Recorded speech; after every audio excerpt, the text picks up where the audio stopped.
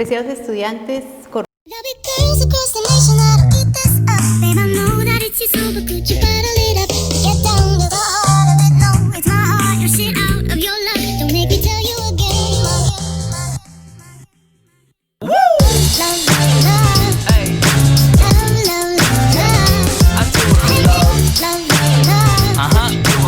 de hoy vamos a ver sobre los derechos humanos. La continuación nos hace la referencia de derechos fundamentales. Entonces vamos a hablar de los derechos fundamentales, los cuales se encuentran consagrados en la Constitución Política de Colombia desde el artículo 11 hasta el artículo 41. Empezamos con el primero, el artículo 11, el derecho a la vida, y la Constitución nos señala que este derecho es inviolable y que no habrá pena de muerte. Se debe entender este derecho como un bien supremo del cual emanan todos los demás derechos. Si no hay reconocimiento del derecho a la vida, no se puede dar el reconocimiento de los demás. Artículo 12. Prohibición de torturas y desapariciones. Nos establece este artículo que nadie será sometido a la desaparición forzada, a torturas, ni a tratos o penas crueles, inhumanos o degradantes. En este artículo hay que hacer una diferencia entre qué es desaparición forzada y qué es secuestro, que es un tipo penal que lo iremos a ver en derecho penal más adelante. La desaparición forzada es cuando se lleva a cabo este delito de instrumentación únicamente con el fin de desaparecer a esa persona, mientras que en el secuestro este delito se lleva a cabo con la intención de detenerlo, pero aparte de eso tiene otro fin, que puede ser otro interés que persiga la persona que lleva a cabo este delito. Las torturas también se debe predicar o se debe establecer que las torturas se predican tanto de particulares como de servidores públicos. El artículo 13. El artículo 13 nos habla de la igualdad ante las autoridades, entonces el derecho a la igualdad que tenemos en condiciones similares, sin discriminación alguna, sin discriminación por color de raza, por sexo, credo, religión, condición política. El Estado debe garantizar este derecho de igualdad y el acceso del mismo para todas las personas. El artículo 14 nos habla de la personalidad jurídica y en esto tenemos que hacer una diferencia entre personas naturales y personas jurídicas. Personas naturales somos nosotros, las personas jurídicas son aquellas que se entienden como asociaciones o sindicatos. Artículo 15, derecho a la intimidad. Todas las personas tienen derecho a su intimidad personal y familiar, a su buen nombre, y el Estado debe respetarlos y hacerlos respetar. El derecho del habeas data nos dice que todas las personas tenemos derecho a conocer, actualizar y rectificar las informaciones que se hayan recogido de nosotros en aquellas bases de datos y archivos tanto de entidades públicas como de entidades privadas. Y por último, el derecho de inviolabilidad de documentos privados. La correspondencia y demás formas de comunicación privada son inviolables y solamente su intersección puede ser a través de orden judicial. Entonces, dense en cuenta que en este artículo 15 tenemos tres derechos inmiscuidos, que son el derecho a la intimidad, el habeas data y la inviolabilidad de documentos privados. Artículo 16. Libre desarrollo de la personalidad. El libre desarrollo de la personalidad nace de la autonomía que tiene cada persona a poder decidir. Esta autonomía solamente se limita siempre y cuando mi libertad no vaya a afectar a la libertad de los demás. Artículo 17. Esclavitud y servidumbre. Este artículo consagra que se prohíbe tanto la esclavitud como la servidumbre, como la trata de seres humanos en todas sus formas. Entendiendo la esclavitud como el concepto de que una persona es de propiedad de otra. La servidumbre es cuando se sirve de manera independiente para una persona. Es esa concepción de servir, de depender de alguien. Y la trata de seres humanos se refiere al hecho de aquella limitación de la libertad, no solamente en muchos aspectos, en aspecto laboral, aspecto sexual, aspecto de esclavitud también. Entonces, aspecto para el tema de concepción, también se lleva a cabo este delito de trata de seres humanos. Entonces, se está protegiendo que estos tres conceptos de esclavitud, servidumbre y trata de seres humanos no se lleven a cabo. Artículo 18, libertad de conciencia.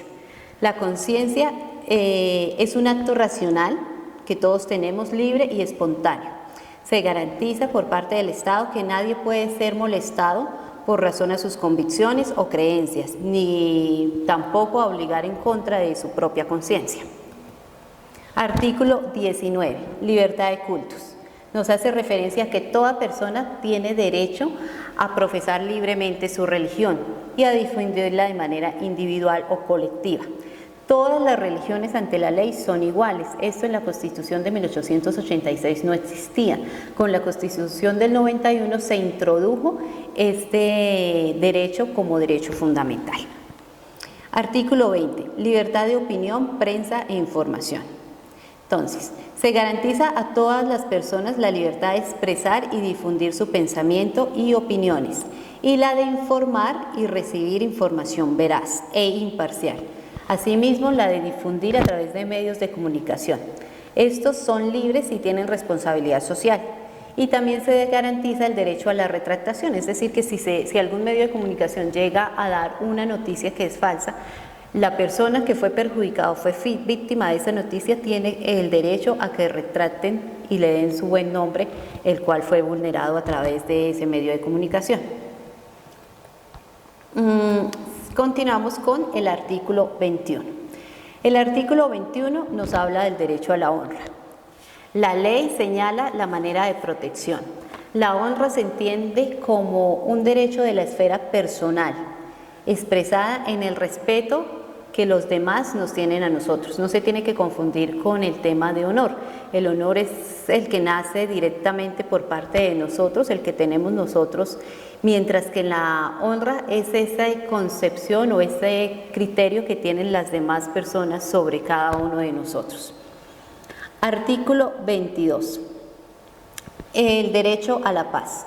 Es considerada como un derecho y un deber de obligatorio cumplimiento.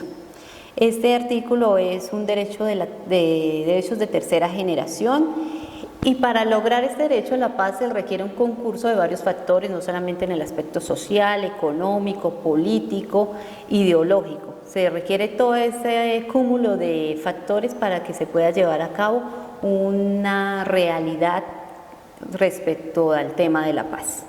Artículo 23, acá nos quedó mal. El artículo 23 es el derecho de petición. Ahí quedó repetido, pero el artículo 23 es el derecho de petición y nos refiere que toda persona tiene derecho a presentar peticiones respetuosas a las autoridades por motivos de interés general o particular y a obtener pronta resolución.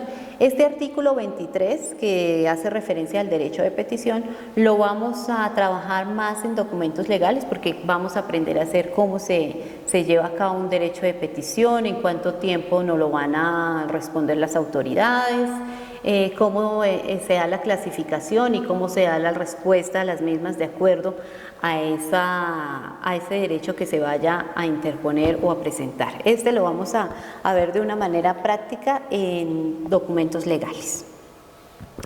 Artículo 24. Libertad de locomoción y domicilio. Se refiere a que este derecho es aplicable, inmediato e inherente al ser humano. Y nos dice que todo colombiano, con las limitaciones que establece la ley, tiene derecho a circular libremente por el territorio nacional, a entrar y salir de él y a permanecer y residenciarse en Colombia. Artículo 25. Derecho al trabajo. El artículo 25 nos refiere que el derecho al trabajo es una obligación social y goza en todas sus modalidades de la especial protección del Estado. Toda persona tiene derecho a un trabajo justo y en condiciones de igualdad y dignas. El trabajo se concibe como una manifestación de la voluntad del ser humano y encuentra su fundamento en la dignidad humana. Artículo 26. El artículo 26 nos refiere a la libertad de profesiones y oficio. y nos dice que toda persona es libre de escoger una profesión o un oficio. La ley puede exigir títulos de idoneidad. Las autoridades competentes inspeccionarán y vigilarán el ejercicio de las profesiones. Las ocupaciones, artes y oficios que no exijan formación académica son de libre ejercicio. El artículo 27 nos habla de la libertad de enseñanza y nos refiere que el Estado garantiza las libertades de enseñanza, aprendizaje, investigación y cátedra. Artículo 28. Libertad de movimiento. Se establece que toda persona es libre y por ende nadie puede ser molestado en su persona o en su familia, ni reducido a prisión o arresto. Ni solamente se llevará a cabo esto a través de una orden judicial competente. Una vez que una persona sea detenida, se pondrá a disposición de la autoridad judicial dentro de las 36 horas siguientes para que éste defina su situación jurídica. También nos refiere que en ningún caso puede haber detención, prisión ni arresto por deudas, es decir, en los casos en que se presta dinero y no se paga, esto no necesariamente quiere decir que la persona que debe ese dinero, el deudor, tiene que ir a la cárcel para que pague pues, por no haber cumplido de la manera como se obligó a hacerlo. Para eso existen unos procesos llamados ejecutivos, que son los que se encargan de llevar a cabo el trámite para que el acreedor pueda conseguir o recuperar el dinero que prestó a esta persona. Artículo 29. Este artículo 29 nos señala dos componentes, el debido proceso y el derecho de defensa. Respecto al debido proceso, nos dice que se aplica a toda clase de actuaciones judiciales y administrativas. Nadie puede ser juzgado sino conforme a las leyes preexistentes, al acto que se le imputa ante el juez o tribunal competente y con la observancia y la plenitud de las formas plenas de cada juicio, es decir, con todos los requisitos y los requerimientos y formalidades de cada proceso como tal. En materia penal, hay un principio que afirma que la ley permisiva o favorable, aun cuando sea posterior, se aplicará a preferencia de la restrictiva o desfavorable. Asimismo, existe otro principio dentro de este debido proceso que nos refiere que toda persona se presume inocente mientras no se haya declarado judicialmente culpable. Ese es el principio de la presunción de la inocencia. Quien sea sindicado tiene derecho, en el derecho de defensa, quien sea sindicado tiene derecho a la defensa de un abogado de oficio o de un abogado de confianza para que lo represente en sus intereses.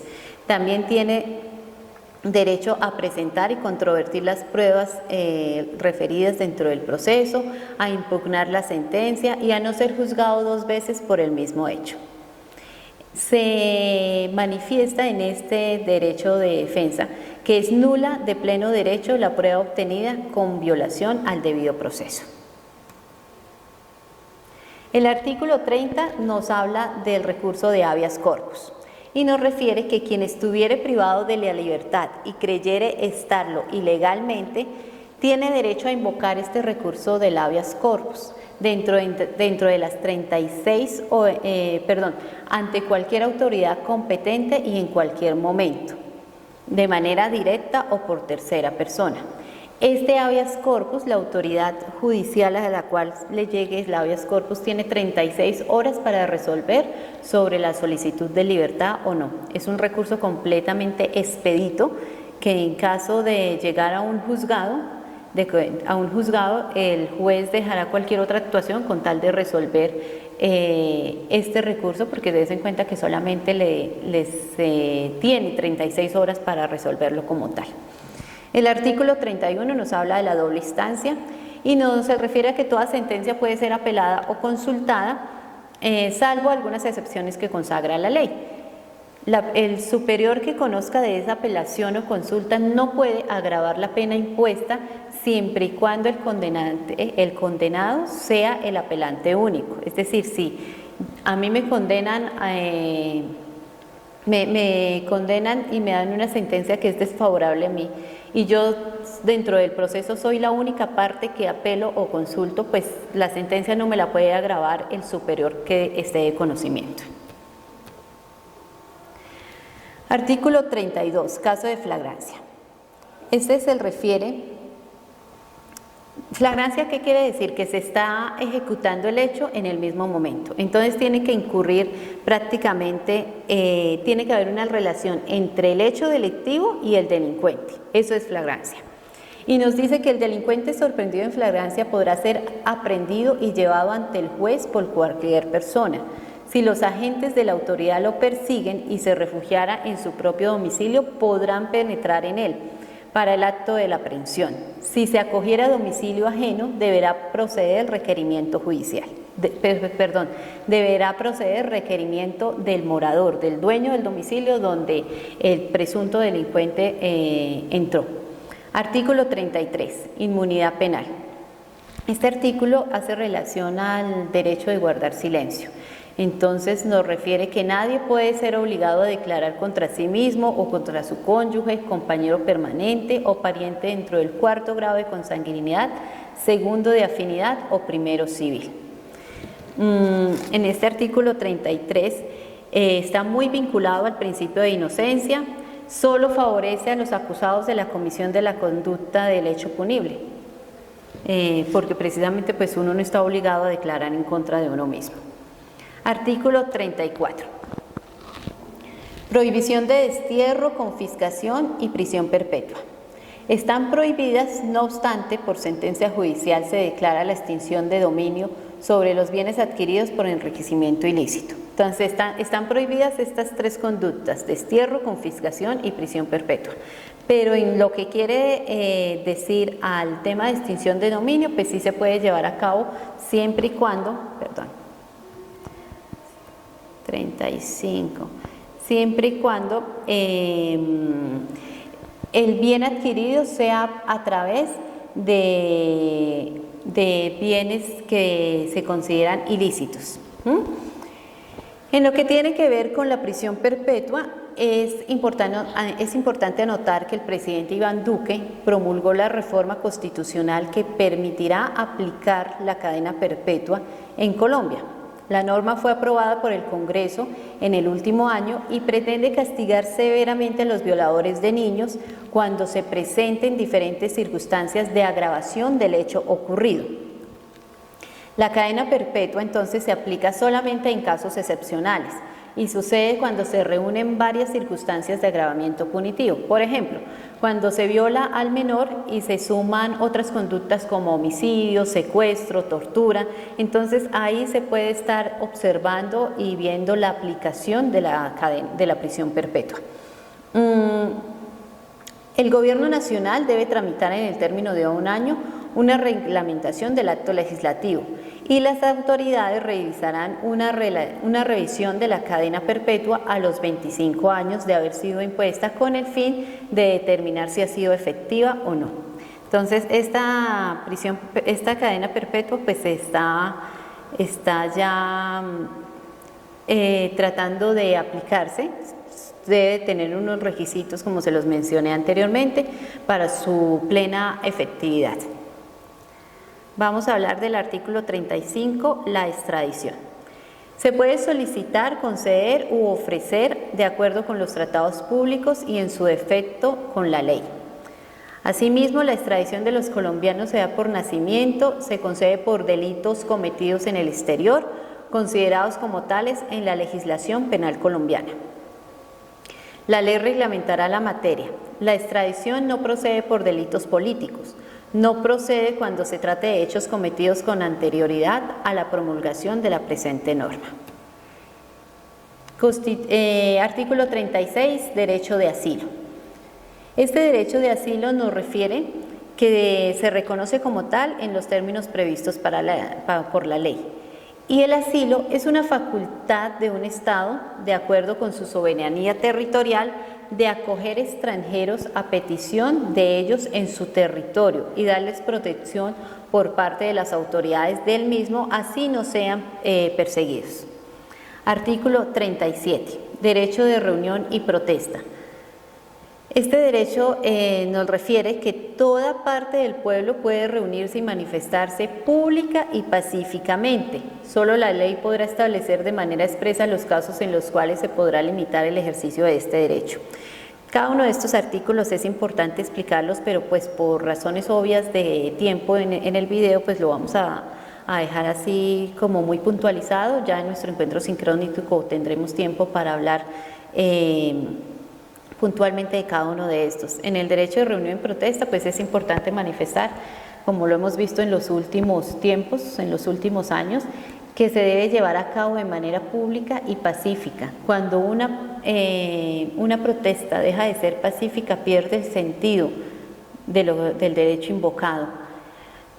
Precisamente ayer la Sala Civil de la Corte Suprema de Justicia profirió una sentencia de un poco más de 100 hojas, en el cual se toman ciertas medidas y se insta, entre algunas, les voy a mencionar algunas, que se insta al ministro de Defensa para que ofrezca disculpas públicas por los excesos de poder, los excesos en autoridad que se llevó a cabo en el pasado paro del 21 de noviembre del 2019, no sé si ustedes lo recuerdan.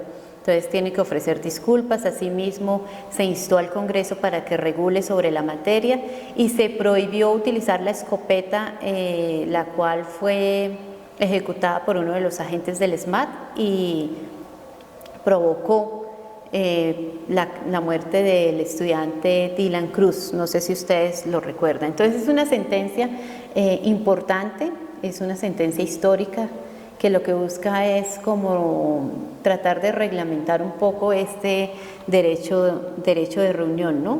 Como de ampararlo también y de visualizar el contenido en el contexto actual que está pasando del país. Derecho de asociación.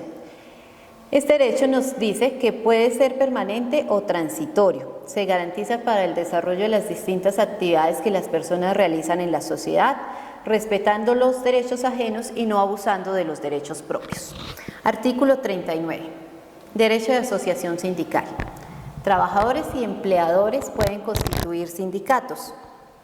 El reconocimiento jurídico se da, el reconocimiento jurídico de estos derechos de asociación o de estas asociaciones que se llevan a cabo, se da con la inscripción del acta de constitución. La cancelación o suspensión siempre va a proceder por vía judicial y se reconoce a los representantes el fuero para dar cumplimiento a su gestión. No gozan del derecho de asociación sindical los miembros de la fuerza pública. Artículo 40. Derecho del ciudadano. Este artículo contempla que nosotros como ciudadanos tenemos las garantías para participar en la conformación, ejercicio y control del poder político. Y para hacer efectivo este derecho podemos elegir y ser elegido, tomar parte en elecciones, plebiscitos, referendos, consultas populares y otras formas de participación democrática, constituir partidos, movimientos y agrupaciones políticas sin limitación alguna, formar de ellos libremente y difundir sus ideas y sus programas. Revocar el mandato de los elegidos en los casos y en la forma que establezca la Constitución y la ley. Esta revocatoria del mandato solamente aplica en caso de gobernación y de alcaldías. En caso de presidencia no está establecida esta figura. También a interponer acciones públicas en defensa de la Constitución y de la ley, acceder al desempeño de funciones y cargos públicos, salvo los colombianos por nacimiento o por adopción que tengan doble nacionalidad, y las autoridades garantizan la adecuada y efectiva participación de la mujer en los niveles decisorios de la administración pública. Este artículo lo que hace es recoger como esos derechos políticos y garantizarlos a todos nosotros en igualdad de condiciones. Se hace la salvedad de la igualdad de condición para la mujer porque en la Constitución de 1886, pues lamentablemente las mujeres no tenían estas garantías constitucionales. Artículo 41. Pedagogía constitucional. En todas las instituciones de educación, oficiales o privadas, es obligatorio el estudio de la Constitución y la cívica. Asimismo, se fomentan las prácticas democráticas para el aprendizaje de los principios y valores de la participación ciudadana. El Estado tiene la obligación de divulgar la Constitución. Con esto terminamos los derechos fundamentales, que como les dije están contemplados desde el artículo 11 hasta el artículo 41, y cada explicación de la misma pues la vamos a llevar a cabo más adelante, obviamente con el fin de entender mejor. Esto es simplemente una pincelada que tratamos de dar para que sea de apoyo tanto con las diapositivas que se han dejado en plataforma como para que ustedes tengan el concepto del docente. Pero ya con ejemplos y puntualizar cada artículo, pues sí lo vamos a hacer cuando tengamos nuestro encuentro sincrónico. Finalizamos con los derechos de los niños. Y los derechos de los niños tenemos que decir que la Declaración de los Derechos de los Niños fue aprobada el 20 de noviembre de 1959, de manera unánime por 78 Estados miembros que componían la Organización de las Naciones Unidas. Está basada en una Declaración de Ginebra sobre los Derechos del Niño de 1924 y recoge 10 principios. Tras esta declaración, en 1989 se firmó la Convención sobre los Derechos de los Niños. Los derechos de los niños se encuentran consagrados en nuestra Constitución Política en su artículo 44. ¿Y qué decir sobre estos? Estos derechos tienen un plus, se caracterizan por tener un plus. Esto quiere decir que cuando entra en controversia con otro derecho, siempre va a prevalecer el derecho que ampara a los menores. Siempre van a prevalecer estos derechos que amparan a los menores cuando hay controversia o se encuentra en conflicto con otros intereses. Dentro de los cuales encontramos en nuestra Constitución los derechos de los niños. Los niños tienen derecho a la vida y la integridad personal, física, la salud y seguridad social, la alimentación, la nacionalidad, la familia, cuidado y amor, educación, recreación y libre expresión de su opinión. Todos estos derechos son los que amparan y garantizan el bienestar de nuestros niños en Colombia. Esta declaración que les comenté de los derechos de los niños lo que hace no es otra cosa sino instar a cada país para que dentro de su propia legislación pues los adecúen y los tengan como primordiales para la defensa de los menores. Con esto damos por terminado en nuestra clase. Terminamos ya acá todo lo relacionado al tema de derechos fundamentales. Espero vernos nuevamente y como siempre muchas bendiciones. Por favor cuídense y nos vemos en la próxima clase. Feliz